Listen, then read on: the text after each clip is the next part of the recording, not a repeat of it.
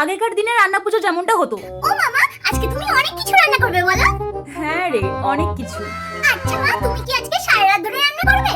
হ্যাঁ রে, অনেক কিছু রান্না করতে হবে না, ওই জন্য রাত হয়ে যাবে। চম্পা, পুঁটি, টেপি ওদেরকে বলবি পান্তা খেতে আসার জন্য।